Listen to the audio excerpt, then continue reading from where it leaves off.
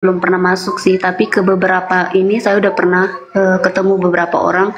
Saya selalu bilang bahwasannya bagi Muslim dan Nasrani juga saya rasa sama ajarannya, iman tanpa perbuatan adalah kosong.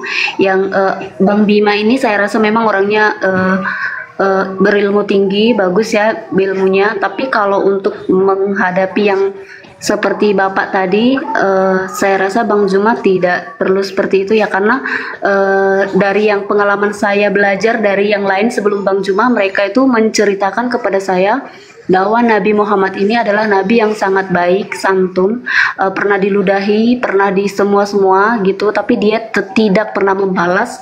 Tapi untuk ini saya rasa kita yang di sini sepakat bahwasannya Bang Zuma ini sepertinya belum meneladani perlakuan dari Nabi Muhammad itu sendiri. Iya, betul. Betul. Lanjut. Oke, sebelum ke situ saya rasa untuk nextnya supaya orang-orang lebih percaya bahwa Bang Zuma ini adalah orang yang beriman dan meneladani Nabi Muhammad, tolong untuk bicara dan segala apapun caci maki yang diberikan oleh siapapun itu, saya rasa Bang Zuma lebih meneladani lagi Nabi Muhammad itu sendiri. Oke, kita lanjut ke itu. Aku kan lagi belajar nih Bang. Untuk ya, tadi silakan. Yang bernubuat tadi, nubuat tentang Yesus tadi kan saya udah bilang ada Yesaya tapi nggak tahu di mana. Terus abangnya bilang di Ulangan 22 ada Nabi Muhammad dinubuatkan sedikit seperti itu ya, maksudnya itu ya Bang? Iya. Oke, yang untuk ketika Allah ketika Nabi Abraham kan berjanji kepada Allah, waktu Allah berjanji kepada Abraham akan menjadikan dia jadi bangsa yang besar atau menurunkan nabi-nabi, yang Allah maksud itu di situ itu Ishak ya, kita sepakat atau tidak Bang? Gimana? Ketika Allah berjanji kepada Abraham bahwa Abraham akan menjadi bangsa yang besar, dari dia akan turun banyak nabi, itu ditujukan untuk Ishak atau Ismail dalam Islam Bang. Kalau kita lihat dari Kejadian 17, itu yang pertama ditanggapi dulu Akhi. Yang terkait mana? dengan Akhi yang marah tadi, ditanggapi dulu. Oh iya, perlu diluruskan biar paham. Jadi gini, kami di Islam itu ketika melihat Rasulullah itu memang adalah pribadi yang sempurna. Beliau nabi, kami bukan nabi. Tapi kami berusaha kemudian untuk menjadi umat yang baik, sebagaimana beliau adalah makhluk yang mulia. Sebagai umat kami punya kaidah, innal ladzina amanu yuqatiluna fi sabilillah walladzina amanu yuqatiluna fi sabilit tagut. Perintah Allah, faqatilu awliya as-syaitan, perangilah saudara-saudara setan. Inna qaida syaitan kana da'ifa, sesungguhnya tipu daya setan itu lemah. Nah, kenapa saya melakukan tadi penekanan terhadap saudara tadi itu? Pertama, di mana-mana dia mengaku Yesus itu adalah orang Papua. Di mana-mana dia mengaku Paulus itu orang Papua. Bisa-bisa nanti Bible dia katakan bahwa Bible pertama kali itu diwahyukan di Papua. Nah itu. Makanya pedoman saya apa? Faqatilu awliya as-syaitan. Perangi mereka, orang-orang yang bersaudara dengan setan. Kepada orang yang mengajarkan kebaikan kita terima.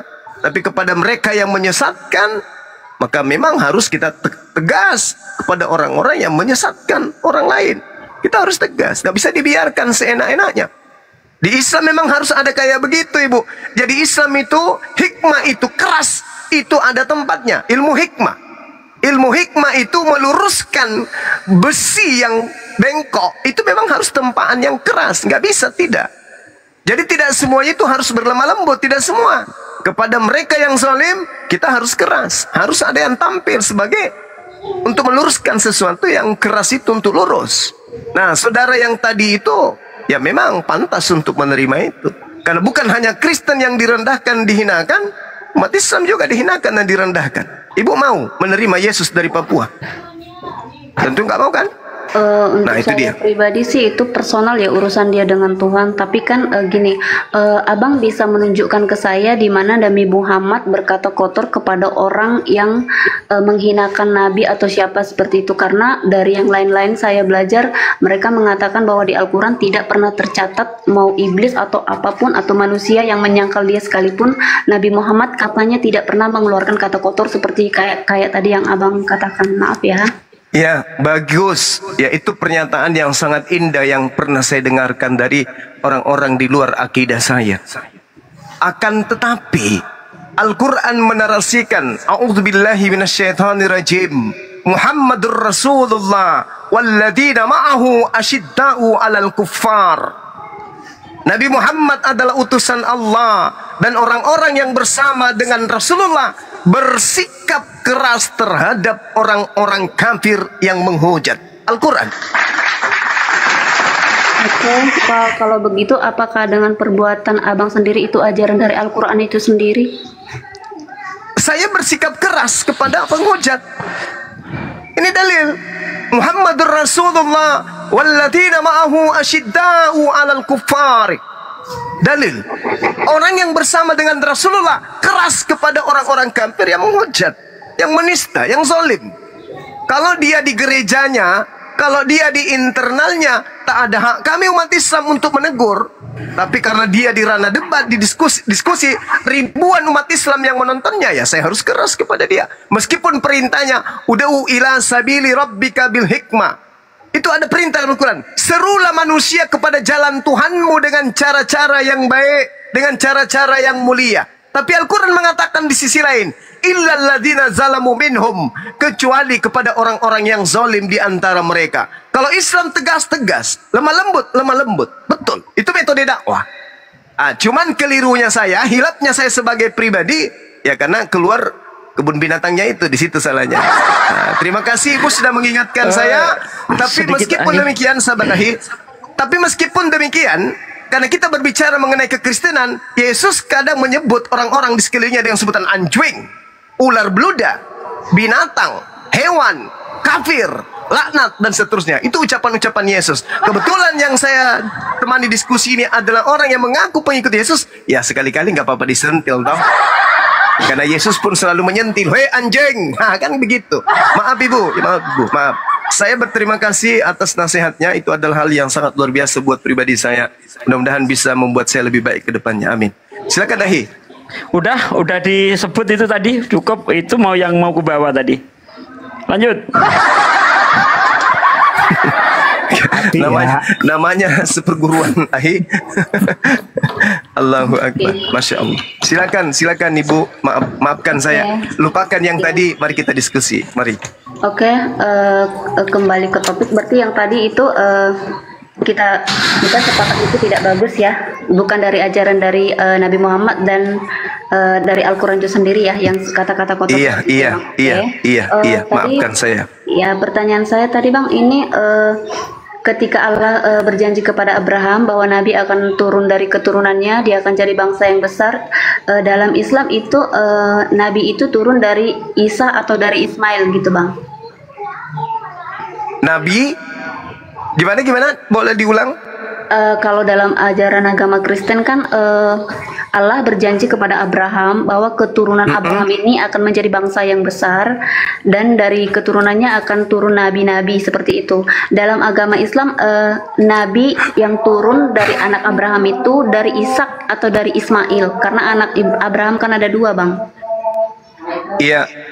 Coba kita lihat, saya rasa Ibu melihatnya di Kejadian 17. Kita lihat ya. Aku akan mengadakan perjanjian antara aku dan engkau, dan aku akan membuat engkau sangat banyak. Lalu sujudlah Abraham, dan Allah berfirman kepadanya, dari pihakku inilah perjanjianku dengan engkau. Engkau akan menjadi bapak sejumlah besar bangsa. Pertanyaan saya, nubuat ini tergenapi kepada Abraham, dia menjadi bapak sejumlah besar bangsa, itu dari sisi Isa atau dari sisi Ismail?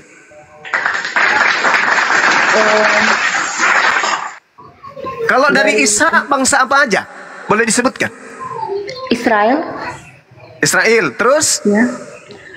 Israel ada 12 suku, yang saya tahu itu sih Bang. Yang lain saya kurang tahu. Berarti tinggal satu, Israel saja, dengan meninggalkan keturunan Yehuda saja. Nah, sedangkan di sini janji Tuhan, engkau akan menjadi bapak sejumlah besar bangsa. Ini berlaku Ishak atau Ismail? Alhamdulillah, ternyata yang menjadikan Abraham menjadi bapak sejumlah besar bangsa adalah dari anaknya Nabi Ismail alaihi salam. Itu yang pertama. Yang kedua, karena itu namamu bukan lagi Abraham, melainkan bukan lagi Abraham tapi Abraham. Karena engkau telah kutetapkan menjadi bapak sejumlah besar bangsa. Coba, tadinya Abraham menjadi Abraham, dikarenakan Nabi Ismail mengentaskan banyak keturunan sehingga bapaknya menggenapi, ditetapkan sebagai bapak sejumlah besar bangsa. Aku akan membuat engkau beranak cucu yang sangat banyak. Engkau akan kubuat menjadi bangsa-bangsa, dan daripadamu akan berasal raja-raja. Coba, raja mana aja yang berasal dari Israel? Bangsa apa aja yang berasal dari Ishak? Anak cucu mana aja yang kemudian masih ada saat ini yang berasal dari Ishak? Ada? Nggak ada. Coba Yehuda yang sekarang Zionis Israel. Yang lain mana? Tak ada. Berarti tidak tergenapi dong. Kalau itu Ishak, berarti tergenapinya hanya kepada baginda Ismail alaihi salam. Lalu kemudian dikatakan apa? Di data nomor 7. Aku akan mengadakan perjanjian antara aku dan engkau keturunanmu turun-temurun menjadi perjanjian yang kekal. Supaya aku menjadi Tuhanmu dan menjadi Tuhan keturunanmu. Secara turun-temurun. Nah, kita lihat. Nabi Ishak, Yakub, Daud, Salomo, Musa, Daud, Salomo, Yesus mengajarkan kemudian menyembah kepada Tuhan yang diperkenalkan oleh Abraham alaihissalam. Yesus ketika datang juga memperkenalkan Tuhannya Abraham alaihissalam. Setelah Yesus, siapa lagi yang memperkenalkan? Tak ada. Kristen mengatakan, oh kami Bang Suma. Oke, siapa yang diperkenalkan oleh Kristen? Katolik, Protestan sebagai Tuhan? Yesus. Bukan Tuhannya Abraham, Ishak dan Yakub, tetapi Yesus.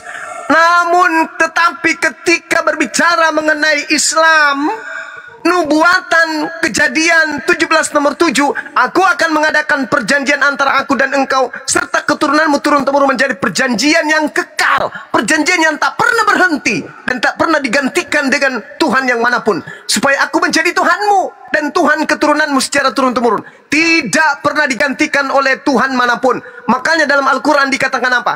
Di dalam Al-Quran dikatakan dalam surah Al-Baqarah ayat 130, wa may yarghabu an millata Ibrahim illa man safiha nafsah wa laqad istafainahu fid dunya wa innahu fil akhirati laminas salihin. Dan orang yang membenci ajaran Nabi Abraham hanyalah orang yang memperbodoh dirinya, dan sungguh kami telah memilih Abraham di dunia, dan sesungguhnya di akhirat ia termasuk orang yang soleh. Isqala lahu rabbuhu aslim, qala aslamtu li rabbil alamin. Ingatlah ketika Tuhan berfirman kepada Nabi Abraham, berserah dirilah kepada Allah, berserah dirilah kepada Tuhan. Kemudian Abraham menjawab, aku berserah diri kepada Tuhan alam semesta, Rabbus samawati wal ardh. Lalu kemudian Abraham mengatakan apa? Diceritakan seperti apa? Wa wassa biha Ibrahim banihi wa Yaqub al-maut. Wa Yaqub, ya baniya inna Allah astafa lakumuddin fala tamutunna illa wa antum muslimun. Dan Abraham mewasiatkan kepada anak-anaknya dan juga kepada Yakub, dan Yakub juga mewasiatkan kepada anak-anaknya, wahai anak-anakku, sesungguhnya Allah telah membeli agama ini untukmu, maka janganlah kamu mati kecuali dalam keadaan muslim. Am kuntum syuhada is hadara Yaqub al-maut is qala li banihi ma ta'buduna min ba'di qalu na'budu ilahaka wa ilaha abaika Ibrahim wa Ismail wa Ishaq ilaha wahida wa nahnu lahu muslimun. Dan apakah kamu kemudian menjadi saksi saat maut akan menjemput Nabi Yakub ketika ia berkata kepada anak-anaknya, apa yang kalian sembah sepeninggalku nanti wahai anak-anakku? Anak-anaknya kemudian menjawab, kami akan menyembah Tuhanmu dan Tuhan nenek moyangmu yang disembah Abraham, yang disembah Ismail, yang disembah Ishak, yaitu Tuhan yang Maha Esa, dan kami hanya berserah diri kepadanya. Tilka ummatun qad khalat laha ma kasabat walakum ma kasabtum wala tus'aluna amma kunu amma kanu ya'malun. Itulah umat yang telah lalu. Baginya apa yang telah mereka usahakan, dan bagimu apa yang telah kamu usahakan. Dan kamu tidak akan diminta pertanggungjawab tentang apa yang dahulu mereka kerjakan. Jadi umat Islam lah yang kemudian menggenapi nubuatan Kejadian 7 nomor 7. Aku akan mengadakan perjanjian antara aku dan engkau, keturunanmu dan keturunan secara turun-temurun, bahwa aku akan menjadi Tuhanmu, Tuhan anak-anakmu, Tuhan keturunanmu. Kepadamu dan kepada keturunanmu akan kuberikan negeri ini yang kau diami sebagai orang asing, yakni seluruh tanah Kanaan, dan kuberikan menjadi milikmu untuk selama-lamanya, dan aku akan menjadi Tuhan mereka.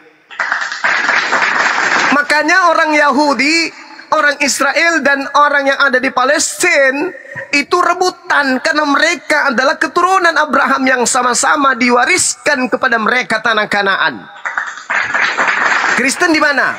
Ada nggak dalam kelompok ini? Isa dan Ismail? Tak ada. Kristen di luar garis. Tak masuk. Makanya Kristen Tuhannya beda. Tuhannya manusia. Cucunya Daud. Namanya Yesus. Sementara orang Yahudi dan orang Islam Tuhannya sama, yaitu Rabbus samawati wal ard, pencipta alam semesta. Mereka menyebutnya Hasem, kami menyebutnya Allah subhanahu wa ta'ala. Dan mereka juga menyebutnya adalah Elohim, yang maha suci lagi maha tinggi. Sama. Nah ini dia.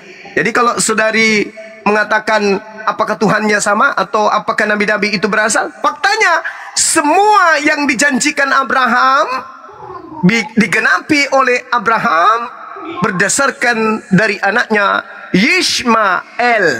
Yishmael, bukan Ishak. Demikian.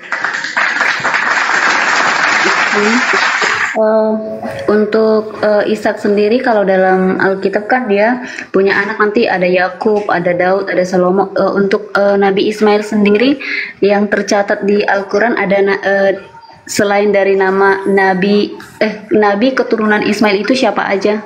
Kalau dari Ishak kan ada Yakub, ada Daud, ada Salomo, dan lain-lain. Kalau yang dari Ismail, karena sepemahaman saya dari Ismail ini hanya Nabi Muhammad saja. Iya. Tapi di situ tidak dikatakan daripadamu akan berasal nabi-nabi.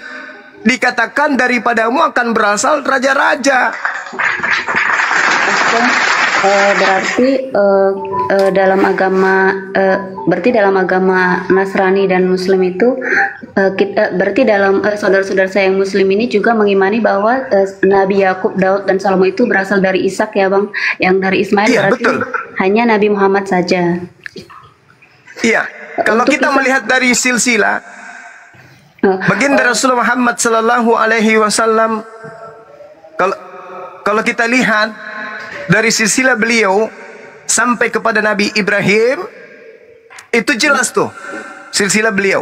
Ada Nabi Ibrahim, kemudian Nabi Ismail, turun sampai kepada beliau baginda Rasulullah Muhammad sallallahu alaihi wasallam. Oke, berarti untuk kisahnya keturunan dari Nabi Ismail sampai ke nanti Nabi Muhammad sendiri itu tidak ada ya. Semua berarti dari keturunan Nabi Ishak saja.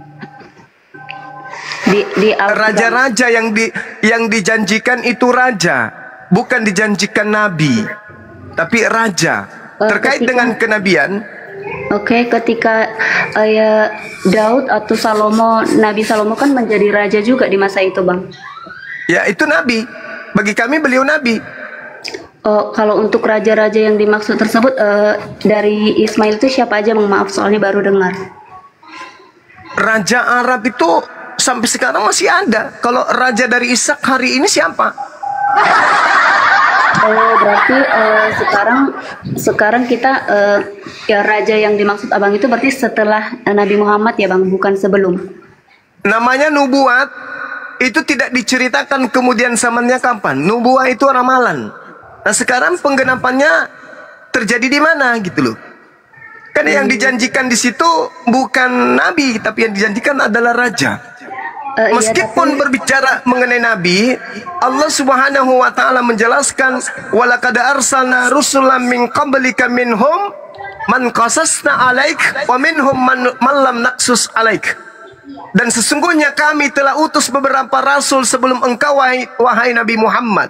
Di antara mereka ada yang kami ceritakan kepadamu, dan di antara mereka pula ada yang tidak kami ceritakan kepadamu. Bisa jadi ada nabi, tapi Allah tidak menceritakannya kemudian kepada Rasulullah Muhammad sallallahu alaihi wasallam. Sehingga yang kami tahu hanya beliau yang kemudian diutus kepada seluruh umat manusia. Oke, berarti saudara-saudara saya yang Muslim juga mengimani bahwasannya Yakub, Daud, Salomo itu adalah nabi dari saudara-saudara Muslim sendiri. Betul. Ya, tadi saya bacakan di dalam Al-Quranul Karim, Qulu amanna billahi wa ma unzila ilaina wa ma unzila ila Ibrahim wa Ismail wa Ishaqa wa Yaqub wal asbati wa ma utiya Musa wa Isa wa ma utiya nabiyuna min rabbihim la nufarriqu baina ahadim minhum wa nahnu lahu muslimun. Nama-nama tadi kami tidak beda-bedakan seorang pun di antara mereka, dan mereka para nabi juga kami umat Islam itu berserah diri hanya kepada Allah Subhanahu wa taala. Tuhan kami sama.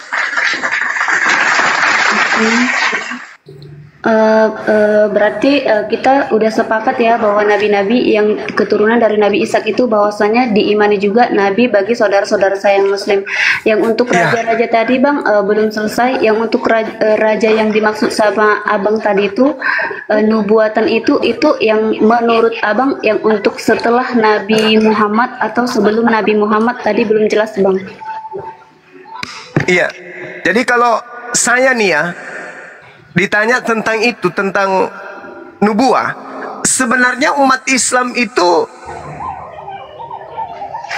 didatangkan oleh Allah Subhanahu wa taala kemudian itu tidak tergantung kepada kitab sebelumnya. Al-Quran itu adalah membawa sebuah risalah yang independen, tidak tergantung kepada cerita-cerita yang muncul di kitab-kitab sebelumnya. Enggak. Kami menjadi Islam karena kami percaya kemudian bahwa Al-Quran itu adalah wahyu dari Allah. Adapun kemudian kesamaan cerita itu justru akan menjadikan Al-Quran itu semakin kuat kedudukannya. Kenapa? Al-Quran tidak mengalami di awalnya fase penyelidikan, penelitian terhadap kitab-kitab. Seketika itu didatangkan kemudian. Berbicara mengenai rajanya yang ada kemudian, saya bisa menyebutkan Ibnu Saud, Faisal, Khalid, Fad, kemudian Abdullah, Salman, dan seterusnya. Tapi sebelumnya, itu pasti ada raja-raja sebelumnya yang dari keturunan Nabi Ismail alaihissalam. Cuman umat Islam tidak ada kemudian kepentingan untuk membahas itu. Oke, kalau menurut abangnya raja-raja sebelum Nabi Muhammad itu sebenarnya sudah ada, tetapi mungkin tidak tercatat di dalam Al-Quran atau tidak ada yang menuliskan kisah itu, seperti itu ya Bang? Karena sebenarnya kalau berbicara mengenai sejarah bangsa Arab itu ada, tetapi masalahnya pedoman kami itu adalah Al-Quran. Al-Quran bukan buku biografi. Nah, kalaupun saya bertanya hal yang sama, siapa raja-raja yang kemudian diceritakan di dalam Bible? Sedangkan di dalam Yeremia 30 nomor 36, tak ada lagi keturunan dari Yoyakim yang akan duduk di atas tahta Daud. Terakhir di tahta Daud. Setelahnya, kan Yesus mengatakan, kerajaan akan diambil dan diberikan kepada bangsa lain. Nah sekarang, setelah kerajaan Daud diambil, diberikan kepada siapa? Mana kerajaan itu? Kerajaan Inggris? Tidak mungkin. Belanda? Nggak mungkin. Satu-satunya kerajaan yang dinubuatkan kemudian dalam kitabnya orang Yahudi, ini lagi-lagi nih, kita berbicara nih, itu hanya ada di kerajaan Arab. Apa buktinya? Kita baca. Di dalam Yesaya 60. Sejumlah besar onta akan menutupi daerahmu. Onta-onta muda dari Median Eva, mereka semua akan datang dari Sheba, akan membawa emas dan kemenyan, serta memberitakan perbuatan masyhur Tuhan. Yesaya 60 nomor 7. Segala kambing domba Kedar akan terhimpun kepadamu, domba-domba jantan Nebayot. Nebayot itu anak pertama daripada Nabi Ismail. Kedar ini adalah anak kedua dari Nabi Ismail. Akan tersedia untuk ibadahmu. semuanya akan dipersembahkan di atas mesbahku sebagai korban yang berkenan kepadaku. Nah, kemana anak Ismail melakukan persembahan kurban selama ini? Kepada Mekah. Yesaya 60:15. Sebagai ganti keadaanmu dahulu, ketika engkau ditinggalkan, dibenci dan tidak disinggahi seorang pun, sekarang aku akan membuat engkau menjadi kebanggaan abadi, kebanggaan kekal, menjadi kegirangan turun-temurun. Itu di mana? Di Israel atau di Mekah? Yesaya 60 nomor 11. Pintu-pintu gerbangmu akan terbuka senantiasa, baik siang maupun malam, tidak akan tertutup, supaya orang datang membawa kekayaan bangsa-bangsa mereka kepadamu, sedang raja-raja mereka ikut digiring sebagai tawanan untukmu. Itu siapa? Di mana negara itu? Di mana bangsa itu? Di mana raja-raja datang semua bersiara ke sana? Itu di mana? Di Yerusalem? Gak mungkin. Yesaya 60 nomor 11. Sebagai ganti tembaga aku akan membawa emas, sebagai ganti besi aku akan membawa perak, sebagai ganti kayu, tembaga, dan sebagai ganti batu besi aku akan memberikan kepadamu damai sejahtera, shalom, salam, Islam, dan keadilan yang akan melindungi dan mengatur hidupmu. Itu di mana? Yesaya 62 nomor 12. Orang akan menyebutmu dengan bangsa yang suci, orang-orang tebusan Tuhan, dan engkau disebutkan yang dicari, kota yang tidak ditinggalkan. Itu di mana? Di mana orang suci ketika dia masuk harus menanggalkan semuanya? Di mana orang suci pergi? Kemudian di Yesaya 60:18, tidak akan ada kabar tentang perbuatan kekerasan di negerimu, tentang kebinasaan atau keruntuhan daerahmu. Engkau akan menyebut tembokmu dengan salam, selamat, dan pintu-pintu gerbangmu sebagai pujian. Ini di mana?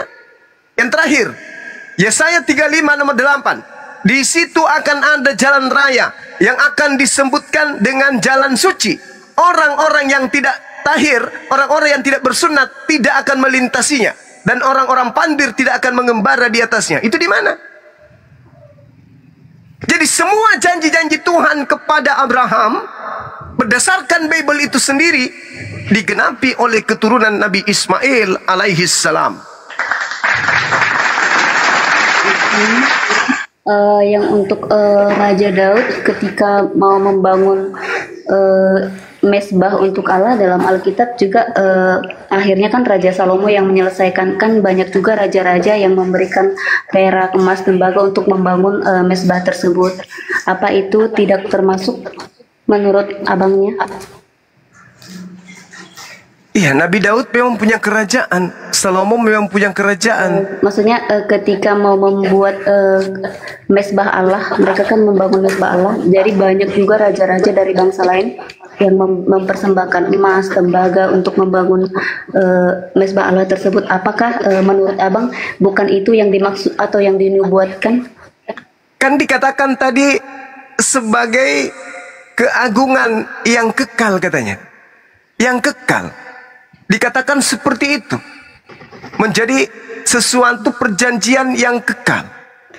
Kalau untuk suatu perjanjian yang kekal itu, apakah dalam Islam itu sendiri sudah digenapi? Di mana itu ya Bang? Maaf. Kan tadi perjanjiannya yang saya katakan tadi itu bahwasanya akan disinggahi, akan dijadikan sebagai kebanggaan abadi. Sekarang aku akan membuat engkau menjadi kebanggaan abadi, menjadi kegirangan turun-temurun. Kalau itu ada di Raja Daud, mana abadinya? Mana kerajaannya? Sementara Yesus lebih dulu kemudian menubuatkan. Dikatakan bahwasanya kerajaan akan diambil daripadamu dan diberikan kepada bangsa lain yang menghasilkan buah yang dikehendaki oleh Allah. Matius 21 nomor 43. Kerajaan akan diambil. Sesungguhnya akan tiba masanya kerajaan Allah akan diambil daripadamu dan diberikan kepada bangsa yang memberikan hasil yang dikehendaki oleh Allah. Itu dalil. Jadi kerajaan tak ada lagi di sana, sudah diambil alih dan diberikan kepada bangsa lain. Nah, di mana keagungan nama Allah itu digaungkan secara turun-temurun tanpa henti-hentinya siang dan malam? Hanya di Mekah. Makanya tadi Ulangan 33 nomor 2, hukum yang diberikan di tangan kanannya itu adalah hukum yang berapi-api untuk menghanguskan seluruh hukum jahiliyah yang ada di atas muka bumi ini. Yesaya 60 nomor 15. Sebagai ganti keadaanmu dahulu, ketika Yerusalem itu berjaya, Bait Suci berjaya di sana, tanah Mekah, Faran itu tidak dianggap. Itu dianggap sebagai tanah yang tandus. Tidak ada orang yang kemudian singgah di sana. Makanya Hagar dan juga Ismail dibuang ke situ. Sebagai ganti keadaanmu dahulu, ketika engkau ditinggalkan, dibenci dan tidak disinggahi seorang pun, sekarang aku akan membuat engkau menjadi kebanggaan abadi, menjadi kegirangan turun-temurun. Seluruh dunia di mana ada Islam, mereka akan tergiang untuk dia datang ke sana, siapapun itu. Nah, sedangkan Yerusalem, siapa yang pergi ke sana?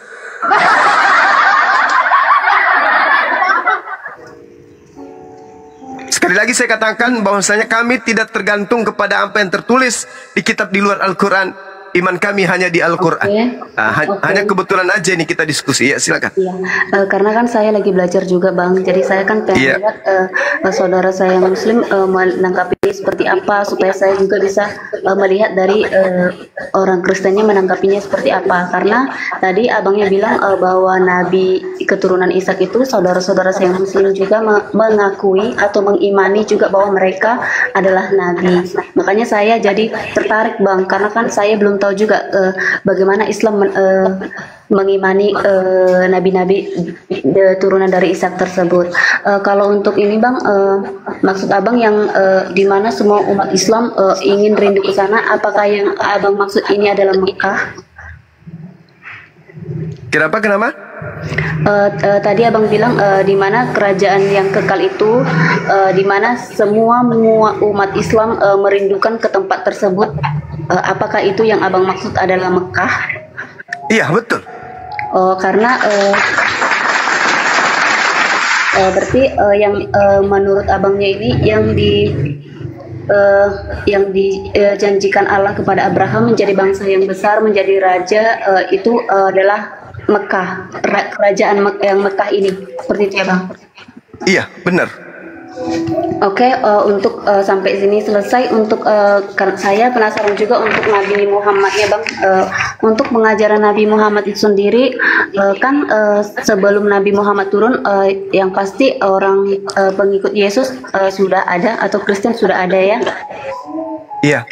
Oke, untuk Nabi Muhammad itu sendiri, bagaimana di dalam Al-Quran Nabi Muhammad berkomunikasi atau hidup berdampingan dengan orang Nasrani?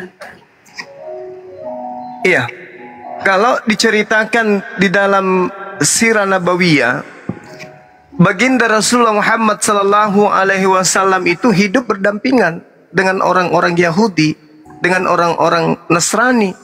Oke. Berdampingan mereka. Orang-orang Yahudi dan Nasrani yang hidup di bawah pemerintahan beliau tentram, damai, sejahtera. Mereka dilindungi. Oke. Dan pernah disolimi mereka. Piagam Madinah. Iya, betul. Untuk Nabi Muhammad ini yang kita kenal dia orangnya baik ya, dan layak dicontoh. Apakah Nabi Muhammad pernah berkata atau tertulis di Al-Quran bahwasannya Nabi Muhammad pernah berkata bahwa umat Kristen akan masuk neraka? Ya, betul. Innal ladzina kafaru min ahlil kitabi wal musyrikina fi nari jahannam khalidina fiha abada. Orang-orang kafir dari ahli kitab dan orang-orang musyrik, mereka semua akan masuk ke dalam neraka, mereka kekal di dalamnya untuk selamanya. Itu jelas. Untuk kafir ini sendiri, orang Muslim memaknainya seperti apa ya, Bang? Orang yang ingkar kepada Allah dan ingkar kepada baginda Rasulullah Muhammad Sallallahu Alaihi Wasallam. Orang yang membenci ajaran Nabi Ibrahim, itu adalah orang kafir, orang yang memperbodoh diri. Al-Quran surah Al-Baqarah ayat 30. Di situ dijelaskan, wa may yarghabu an millata Ibrahim illa man safiha nafsa. Salah satu ajaran Nabi Abraham adalah tauhid, menyembah satu Tuhan. Yang kedua, kurban hewan. Yang ketiga, sunnat. Barang siapa yang membenci ketiga ajaran ini atau salah satu di antaranya, maka mereka adalah orang yang memperbodoh diri. Mereka disebut sebagai orang zalim. Berarti ada ucapan dari Nabi Muhammad itu sendiri yang mengatakan di luar dari Islam atau yang beragama Kristen itu masuk neraka ya Bang? Iya, itu betul. Oke, meskipun sebenarnya orang yang di luar dari Islam ini berkelakuan baik seperti itu atau banyak memberikan teladan, apakah itu akan masuk surga? Akan masuk neraka? Tetap masuk neraka menurut ajaran Islam? Iya, semua dosa di dalam Islam itu diampuni oleh Allah. Diampuni oleh Allah. Tetapi satu dosa yang tidak diampuni yaitu menjadi kafir, mati dalam keadaan kafir. Ketika saudari mengatakan apakah mereka tetap menjalankan kemudian keburukan, kebaikan tetap masuk neraka? Iya. Kenapa? Karena kasih sayang yang ada di antara mereka itu hanya sifatnya duniawi. Innamat takhaztum min dunillah awthana mawaddata bainikum fil hayatid dunya. Mereka ada rasa kasih sayang di antara mereka, tapi hanya sebatas kehidupan dunia saja. Di akhirat mereka tak ada lagi kasih sayang. Seperti itu. Oke.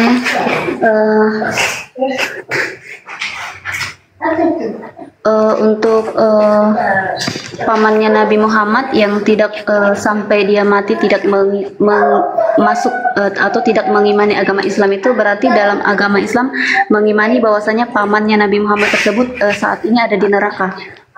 Ya, nah inilah kehebatan Al-Quran. Orangnya masih hidup. Abu Lahab itu punya potensi untuk beriman kepada Nabi Muhammad Sallallahu Alaihi Wasallam, sebagaimana orang-orang kejam yang ada hidup zaman beliau. Bagaimana Umar, bagaimana Abu Bakar, orang-orang yang beringas, orang-orang yang kejam. Sama, bahkan lebih kejam mereka-mereka itu dibandingkan pamannya Abu Lahab misalnya. Tapi Abu Lahab masih hidup di dunia. Wahyu Al-Quran sudah diturunkan oleh Allah. Tabbat yada Abi Lahab wa tab. Binasalah kedua tangan Abu Lahab dan benar-benar binasa dia. Coba bayangkan, bagaimana sekiranya pamannya ini beriman pada saat itu? Maka wahyu ini gagal, maka Al-Quran ini gagal. Berarti Al-Quran ini karangan. Tapi faktanya sampai Abu Lahab itu meninggal, beliau tidak beriman. Berarti wahyu Al-Quran yang dibacakan kepada dirinya itu adalah betul. Tabbat yada Abi Lahab wa tab. Ma akna anhu maluhu wa ma kasab. Tidak berguna baginya hartanya dan apa yang dia usahakan. Sayasla naron zata lahab. Kelak dia Abu Lahab akan masuk ke dalam api yang bergejolak. Orangnya masih hidup loh. Orangnya masih hidup pada saat itu. Wahyu ini sudah diturunkan oleh Allah. Wa imra'atuhu hammalatal hatab. Begitu juga istrinya, pembawa kayu bakar yang selalu menyebarkan fitnah. Istrinya pun hidup pada masa itu, tapi Allah sudah menurunkan wahyu bahwa Abu Lahab dan istrinya adalah penghuni neraka. Fi jidha hablum min masad. Di lehernya ada tali dari sabut yang dipinta. Andai saja ini bukan wahyu Allah, maka bisa jadi Abu Lahab pada saat itu beriman, maka gugur Al-Quran. Maka Al-Quran ini karangan Nabi Muhammad. Tapi faktanya orangnya masih hidup, mendengarkan tentang ayat ini, tapi dia tidak beriman. Coba, berani-beraninya Nabi Muhammad mengarang kalau ini karangan tentang pamannya. Padahal bisa jadi pamannya beriman, tapi faktanya pamannya meninggal dalam keadaan kufur kepada dirinya. Berarti Al-Quran yang diwahyukan oleh Allah membuktikan bahwa Allah tahu segala sesuatu yang akan terjadi dan yang telah terjadi. Allah mengetahui, wahai Nabi Muhammad, sampaikan wahyu itu, karena pamanmu itu tidak akan pernah beriman sampai dia meninggal. Benar, tidak beriman sampai dia meninggal dunia. Berarti ayat ini betul. Oke, maaf ya Bang, dan untuk teman yang nanya di sini, kenapa nanya terus? Karena saya memang nggak ngerti ya teman-teman, saya pengen belajar, makanya saya nanya, bukan mau menjelekkan, menjatuhkan, mohon maaf, bukan. Aku Iya, silakan, silakan. Nah, berarti di sini saya sudah paham betul bahwa saudara-saudara saya yang Muslim mengimani bahwa pamannya Nabi Muhammad itu saat ini berada di neraka. Untuk yang ini Bang, saya juga mendengar kadang-kadang orang berbicara bahwa Nabi Muhammad ini menikahi seorang anak gadis di bawah umur. Apa itu benar Bang? Ya, jadi gini, ada hadits yang diriwayatkan kemudian orang yang tinggal di Irak yang tidak pernah bertemu langsung dan bercerita langsung tentang keadaan itu. Tidak pernah kemudian ada cerita ini muncul kecuali yang dia ceritakan ketika dia tinggal di Irak, tidak lagi tinggal di tempat asalnya.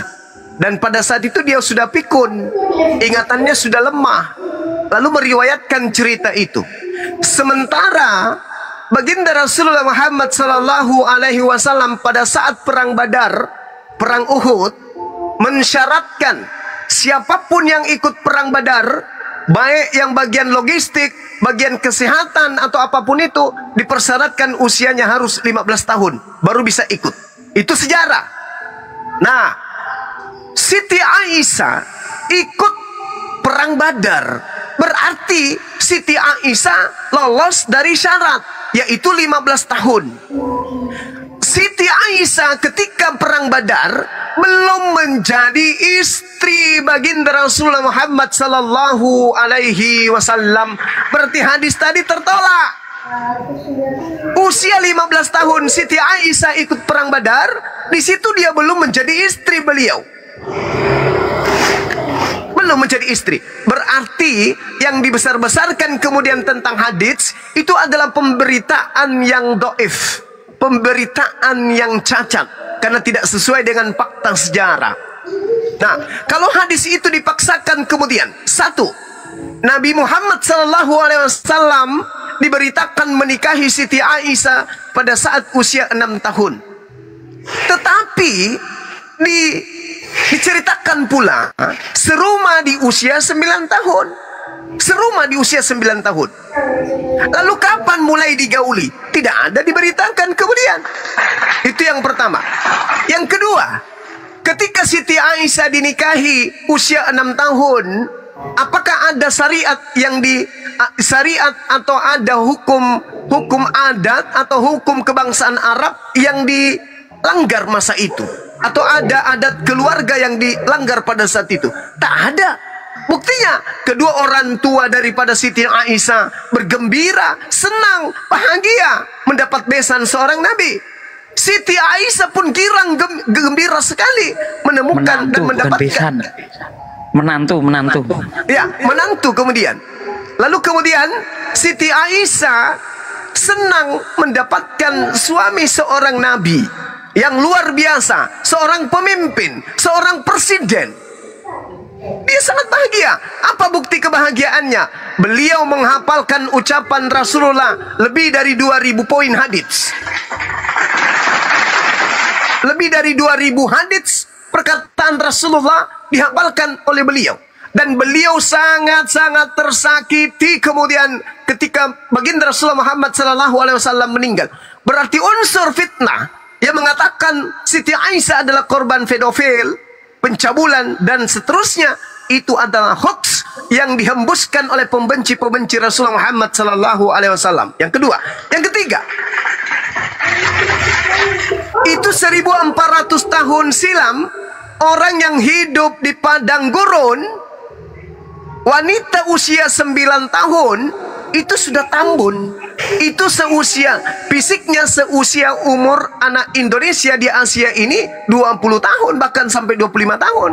9 tahun usia wanita Arab di tahun itu sama dengan usia orang Indonesia hari ini di usia 25 tahun. Karena faktor lingkungan. Faktor lingkungan, habitat, tempat hidup, alam yang mempengaruhi kematangan wanita Arab pada masa itu dan sampai hari ini. Lalu kemudian yang keempat, santer kita dengarkan nenek kita, ada yang menikah belum tamat SD, ada yang belum haid sudah nikah. Itu orang-orang dulu nih yang hidup sesama dengan kita. Ada nenek-nenek kita, saya kawin dengan kakekmu nak, pada saat itu saya belum haid. Banyak cerita-cerita kayak begitu. Banyak cerita. Jadi tidak ada yang dilanggar, tidak ada yang dilanggar kemudian. Karena kenapa? Pandangan kita pada hari ini tentang budaya seseorang atau keadaan seseorang tidak bisa kita nisbahkan kepada keadaan manusia di 1000 tahun, 2000 tahun masa lampau. Bagaimana dengan Ishak, dengan Ribkah? yang menikahi usia 3 tahun. Tapi apakah itu dihakimi kemudian? Dihakimi sebagai seorang pedofil? Tidak. Tapi ketika baginda Rasulullah Muhammad SAW, segala fitnah, hujatan kemudian diberikan kepada beliau untuk menjatuhkan karakter beliau. Alhamdulillah, semakin difitnah, semakin harum nama baginda Rasulullah Muhammad SAW.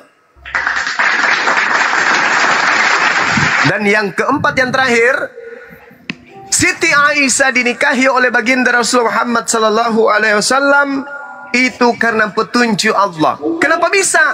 Karena Siti Aisyah dipersiapkan oleh Allah untuk menghafalkan kaidah-kaidah hukum syariah fikih tentang wanita yang berguna bagi yang berguna bagi kehidupan umat Islam ke depannya. Jadi Allah yang memberikan petunjuk kepada Rasulullah untuk menikahi seorang wanita yang cemerlang otaknya, yang cerdas otaknya, untuk menghafalkan risalah keislamannya yang berkaitan dengan kewanitaan seperti haid, nifas, dan seterusnya. Jadi itu berlaku karena petunjuk dari Allah Subhanahu wa Ta'ala. Demikian. Sedikit saya tambahin, Mbak. Jangankan bangsa Arab ya, ada Jawa saja. Kalau kita mundur ke belakang dia tahun-tahun 60, 70, 80, 90, kalau dia punya anak gadis umur 13 tahun belum menikah, itu orang tua malunya sudah setengah mati itu. Dianggap anaknya itu perawan kasep, perawan yang tidak laku. Ya.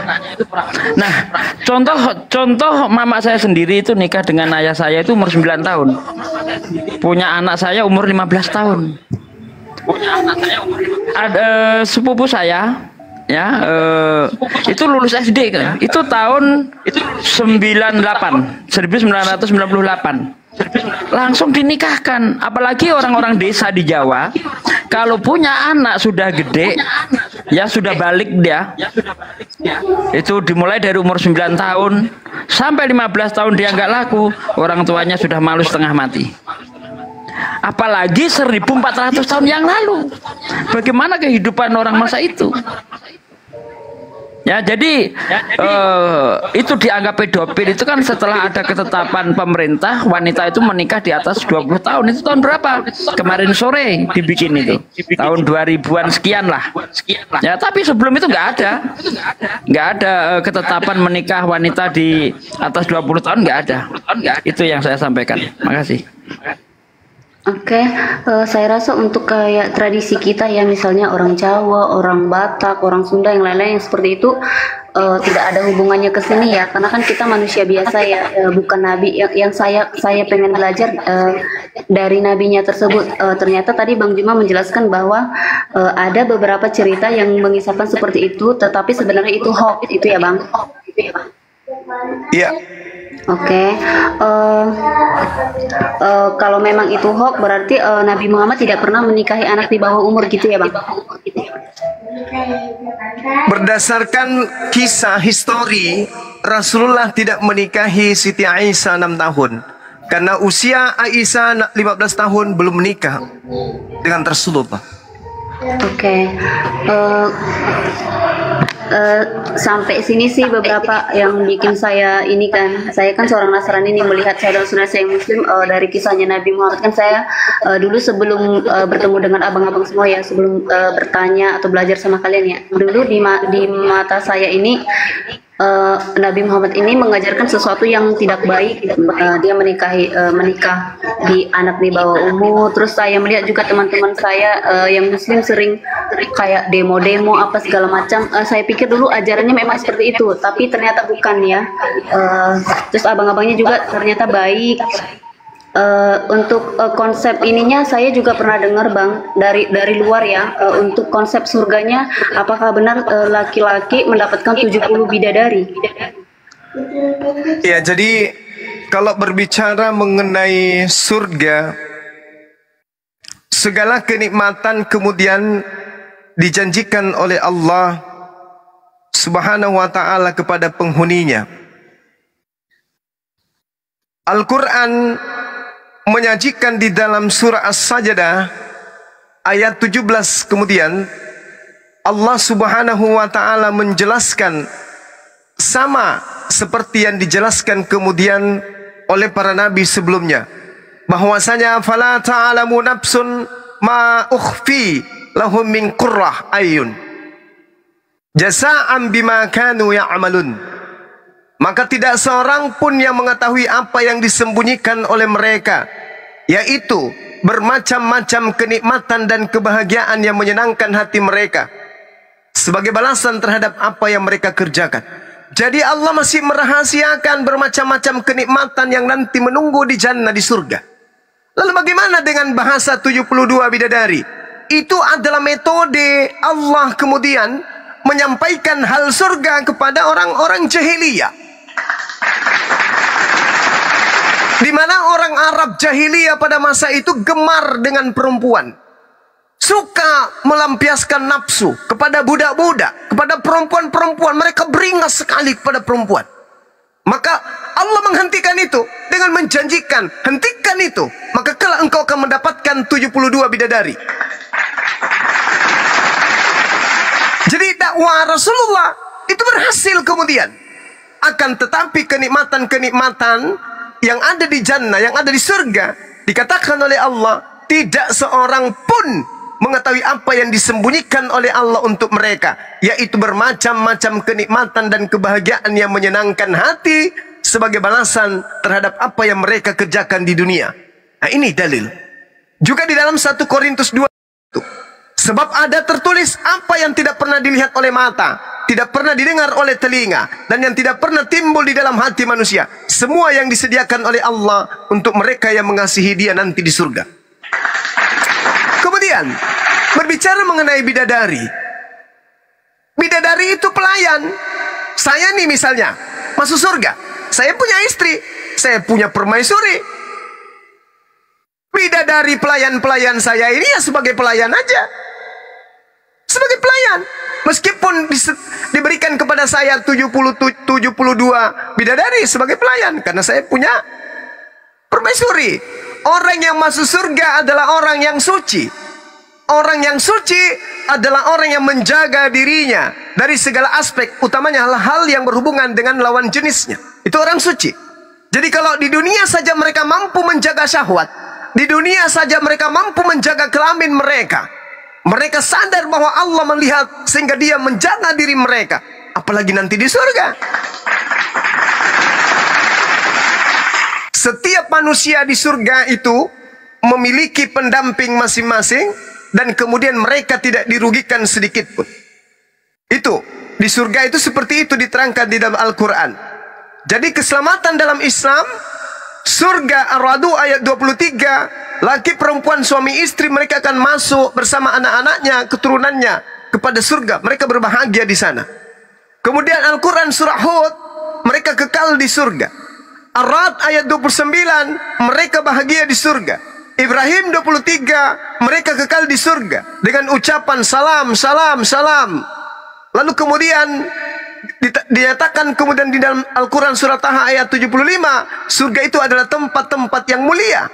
Jadi tidak mungkin di sana ada lagi kecurangan, tidak mungkin lagi di sana ada kemaksiatan. Lalu kemudian Al-Hajj ayat 56, surga yang mereka tempati adalah surga yang penuh dengan kebahagiaan, surga yang penuh dengan kenikmatan. Ar-Rum ayat 15, surga adalah alam yang penuh dengan kebahagiaan. Luqman ayat 8, surga adalah alam yang penuh dengan kenikmatan. Lalu kemudian Asy-Syura ayat 22, di surga semua penduduknya mendapatkan apa yang mereka inginkan. Lalu kemudian Al-Jasiyah ayat 30, di surga umat Islam menyatakan diri sebagai keuntungan yang nyata. Al-Buruj ayat 11, surga yang ditempati umat Islam adalah tempat keberuntungan yang besar. Jadi tak ada yang dizolimi di sana. Tak ada yang dizolimi. Kalau laki-lakinya kemudian mendapatkan 72 pelayan, wanitanya mendapatkan hal yang membahagiakan mereka. Nah coba, apa yang membahagiakan wanita di atas muka bumi ini? Banyak suami? Gak mungkin. Ada nggak wanita di atas muka bumi ini bahagia karena banyak suami? Ada Bang Suma. Siapa? Si Fulan, si Fulan, si Fulan. Wanita-wanita yang bahagia karena banyak laki-laki, tempatnya di neraka, nggak ada di surga. Kecenderungan daripada wanita adalah perhiasan, emas, perak, berlian, intan, dan sebagainya.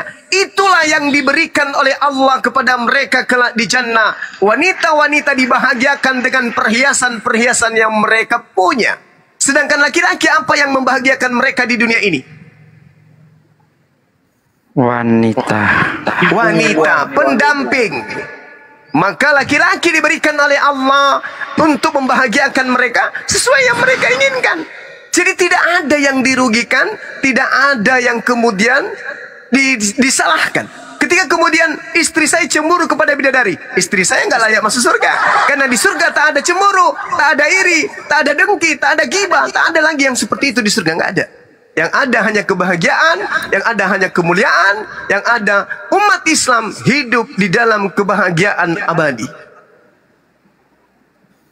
Lalu di Kristen, jangan tanya saya, bahaya kalau mengenai surga. Saya kira begitu, Mbak. Sedikit saya tambahin ya. Silakan Taki. Kawan-kawan Kristen ini sering mempertanyakan di surga Islam Tuhan itu memberi 72 bidadari. Tetapi mereka kenapa tidak protes ketika Tuhannya minta cewek perawan 32 orang? Seperti yang tertulis di dalam kitab Bilangan 31 ayat 17 sampai 40. Nah, kalau kita tanya kepada orang yang otaknya normal, Anda pilih Tuhan yang memberi bidadari atau Tuhan yang minta cewek? Nah, silakan Mbak Sulasri. Anda pilih Tuhan yang memberi bidadari atau Tuhan yang minta cewek? Oke, maaf Bang, saya ini ingin belajar Islam bukan. Enggak, saya tanya ini, saya tanya. Kan nggak apa-apa, balik tanya sedikit aja. Anda pilih Tuhan yang memberi bidadari atau Tuhan yang minta cewek 32 orang? Saya rasa Tuhan tidak memberi bidadari 72 dan juga tidak meminta perawan. Tidak ada itu. Itu hanya kiasan. Oke. Sama kayak Bang Juma bilang tadi. Bukan kiasan. Bidadari itu adalah kiasan. Bukan kiasan, Mbak. Ini saya bacakan ya. Apakah yang dibunuh ini wanita kiasan? Kita baca Bilangan 31 ayat 17. Maka sekarang bunuhlah semua laki-laki di antara anak-anak mereka, dan juga semua perempuan yang pernah bersetubuh dengan laki-laki haruslah kamu bunuh. Tetapi semua orang muda di antara perempuan yang belum pernah bersetubuh dengan laki-laki haruslah kamu biarkan hidup bagimu. Itu kiasan? Itu bukannya waktu masa berperang ya, raja apa gitu. Itu bukan Tuhan yang ngomong. Iya, ini masa perang, betul. Tapi dari rampasan perang ini, perang ini diantaranya adalah wanita-wanita yang belum pernah disetubuhi. Nah, dari wanita-wanita yang belum pernah disetubuhi itu ada 320.000 orang. Tuhan dapat jatah cewek, bahkan minta upeti berupa cewek 32 orang. Jadi ini bukan kiasan. Iya, tetapi di ayat itu juga tidak ditulis bahwa Tuhan yang memintanya, itu kan. Oke, kita baca ya, kita baca. Apakah Tuhan meminta atau tidak? Kita baca di ayat 30. Ya, di ayat 35. Selanjutnya orang-orang, yaitu perempuan-perempuan yang belum pernah bersetubuh dengan laki-laki, seluruhnya 32.000 orang. Yang setengah yang menjadi bagian orang-orang yang telah keluar berperang itu jumlahnya 337.500 ekor kambing domba. Jadi upeti bagi Tuhan dari kambing domba itu ada 675 ekor. Nah, ini ayat 40. Dan orang-orang 16.000 orang. Jadi upeti bagi Tuhan 32 orang. Ini Tuhan minta nih. Nggak ada sih saya mendengar Tuhan, tapi ini kayaknya bukan. Bentar. Anda masih ini ya? Iya. Oke, saya tunjukkan deh ya. Tapi tunggu Bang, itu tertulis di mana tadi, dan itu perjanjian Kita lama. Bilangan. Ini Tuhan atau bukan? Kita baca dari ayat 25 ya. Nih, Tuhan berfirman kepada Musa, hitunglah jumlah rampasan yang telah diangkut yang berupa manusia dan hewan engkau ini, dan Imam Eliezer serta kepala puak-puak umat itu. Lalu bagi dualah rampasan itu kepada pasukan bersenjata yang telah keluar berperang dan kepada segenap umat yang lain. Dan engkau harus menguduskan upeti bagi Tuhan. Ini yang ngomong Tuhan ini. Engkau harus menguduskan upeti bagi Tuhan. Nah, upeti-upeti yang itu tadi salah satunya berupa manusia. Jadi Tuhan minta upeti berupa manusia 32 orang. Cewek perawan. Ada Tuhan minta kok. Oke, kalau menurut abang itu adalah Tuhan, itu di perjanjian lama atau perjanjian baru? Perjanjian lama. Oke, kalau di perjanjian lama saya rasa abang lebih bagusnya nanya kepada orang Yahudi. Oke, Karena apakah Tuhan perjanjian Anda baru- bukan Tuhan yang di perjanjian lama juga? Tetapi di perjanjian baru kan Yesus itu sudah membatalkan yang seperti Jadi itu. apakah Anda mau menyangkal bahwa Tuhan Anda itu berbeda dengan Tuhan yang di perjanjian lama? Sama, tetapi Oh, beberapa sama, berarti Tuhan Anda juga yang minta cewek Iya. 32 orang kan? Tetapi Tuhan Yesus itu memutuskan banyak yang tidak sejalan dengan perintahnya Tuhan seperti itu. Tapi saya rasa itu ini loh bang apa? Kata siapa? Kata siapa? Yesus itu bertentangan dengan perintah Tuhan. Oke, gini, Bang. Ini Anda dapat dari mana? Contoh. Gini bang, maaf ya, saya ini balik lagi, saya bilang saya mau belajar. Kalau abang mau menanyakan Oke. itu, saya rasa Oke abang ya. harus menanyakan sama orang yang memang ahli Alkitab gitu. Karena Anda kan mengimani kitab ini. Gini bang, Makanya saya tadi pengen belajar sebagaimana sih Islam itu melihat Jadi saya Allah. hanya memberitahu kepada Anda, ya, Tuhan Islam memberi bidadari, Tuhan Anda minta cewek 32 orang. Udah. Nah, oke, dari selesai. Oke, dari sini juga saya mau bilang bahwa tadi Bang Juma sudah mengatakan Abang Sugi ini salah. Karena Bang Juma menjelaskan kepada saya bahwa Salah. Allah tidak Salahnya di member- mana? Iya, Kapan Bang Juma ngomong saya salah? Bentar Bang, Bang Juma tadi Abang bilang Allah memberikan 72 bidadari. Sementara tadi Bang Juma sudah menjelaskan kepada saya dan saya rasa itu lebih masuk akal daripada Abang ya. Bang Juma menjelaskan ke saya bahwa 72 bidadari itu hanya kiasan, bukan berarti 72 bidadari diberikan pada lelaki karena lelaki ini yang sangat dicintainya adalah perempuan. Nggak ada Bukan salah dikasih tangkap. Bang perumpamaan Juma nggak seperti ngomong itu. seperti itu. Maaf, Bang Juma, Yang boleh dimaksud di dijelaskan situ lagi, Bang? 72 bidadari itu pelayan, bukan kiasan di situ. Nah, Nggak ada itu. Bang Juma ngomong Nah, kiasan. betul pelayan. Tetapi abang tadi bilang Allah memberikan 72 bidadari. Seperti ini aja bang. Saya ini pengen tahu Muslim itu seperti apa. Saya melihat dua persepsi ya. Ada Islam yang saya lihat seperti agak radikal. Tapi satu ada juga yang sangat baik. Seperti saat ini saya dengan abang-abang ini semua menjelaskan dengan sangat baik. Jadi saya mengerti. Oh ya Nabi Muhammad itu turun dari Nabi Ismail. Seperti ini dijelaskan Bang Juma. Saya rasa kayak oh iya masuk akal gitu. Tapi kalau abang mendesak saya untuk seperti ini, saya rasa saya mau bilang kayak Saya ingin kenapa membuka ya? nalar Gitu. Anda. Bukan cuma Anda saja yang ingin saya buka nalarnya. Ketika mereka itu melecehkan di surga Islam ada 72 bidadari, maka saya ingin membandingkan dengan keadaan itu. Tuhan kami memberi 72 bidadari. Tuhannya Kristen minta cewek 32 orang. Pertanyaan saya, pilih Tuhan yang memberi cewek atau Tuhan yang minta cewek? Gampang toh? Tetapi Bang Juma tadi sudah menjelaskan, saya rasa itu sudah cukup. Ya sudah. Oke. Lanjut sama Bang Juma. Oke Bang, berarti kejelasannya 72 bidadari ini sebenarnya bukan dimaksud dengan seperti yang saya dengar orang-orang berkata ada 72 bidadari yang akan dijadikan istrinya atau menjadi pesta seks, bukan seperti itu yang dimaksud ya Bang? Pelayan-pelayan surga itu. Tidak ada di dalam keterangan hadis maupun Al-Quran bahwa di surga ada pesta seks. Nggak ada. Iya, yang saya dengarkan Bang. Iya, itu nggak ada, kan nggak di ada. YouTube. Nggak Iya, ada. iya, Lanjut, saya Bang bilang Juma. itu nggak ada, benar Bang. Iya, nah itu saja sih untuk dari tadi saya belajar, dari saya masuk mengatakan bahwa Yesus itu bukan Tuhan, segala macam saya sudah lihat dan mendengarkan penjelasan dari abang-abangnya. Abang-abang juga menyambut dengan sangat baik.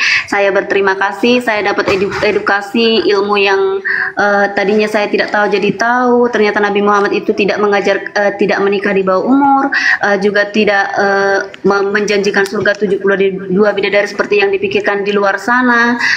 Ternyata Nabi Muhammad itu adalah sosok orang yang memang mencontohkan suatu kebaikan yang mengabdi kepada Allah, seperti itu ya Bang. Terima kasih, saya sebagai Katolik merasa bersukacita sekali karena kalian menyambut saya, memberikan saya edukasi yang sangat baik.